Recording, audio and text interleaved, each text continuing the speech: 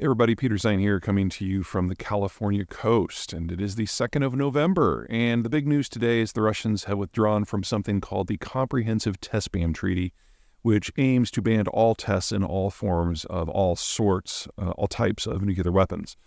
It's a little bit different from most of the arms control agreements that exist in the world. Most of the effective ones are bilateral treaties between the United States and the Soviets/Russians that have dealt with nuclear ceilings on the numbers of weapons and their stationings and their dispositions, and sometimes even down to conventional weapons.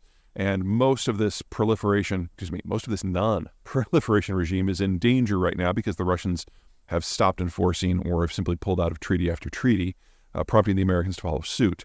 The CTBT never entered into force, however, because it was a multilateral effort. Unlike all of the Cold War treaties where Moscow and Washington sat down across a table from one another to hash out the details, sometimes with London or Beijing or Paris in tow, the CTBT was always a multilateral effort that involved over 100 countries.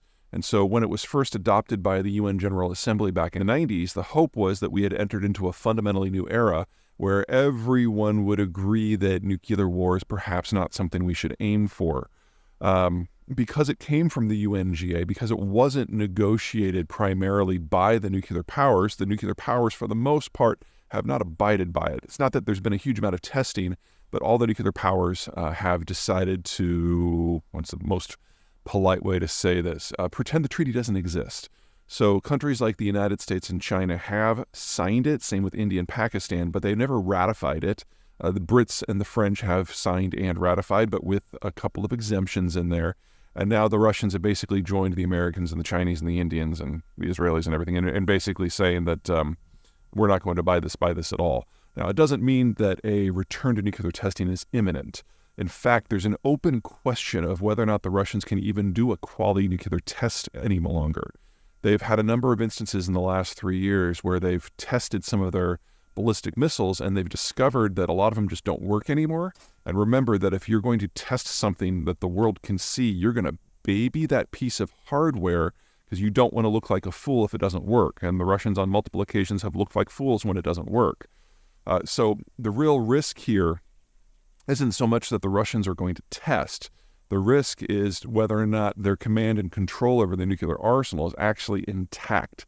Because we have seen that the defense minister, Shoigu, has basically, even in the height of the war in Ukraine, continued to steal from the military hand over fist. And you hope that he's not stealing particularly interesting components from, say, the nuclear program, but the guy really has no ethics and no sense of patriotism, so you really can't rule that out. The nightmare scenario for me remains of what happens if Putin hits the big candy-like red button and nothing happens. And we now have seen on multiple occasions that American intelligence has penetrated so far into Moscow that we're basically knowing what Putin has for lunch before he even wakes up in the morning. And in that sort of environment, what do you do when somebody tries to kill 500 million people but fails?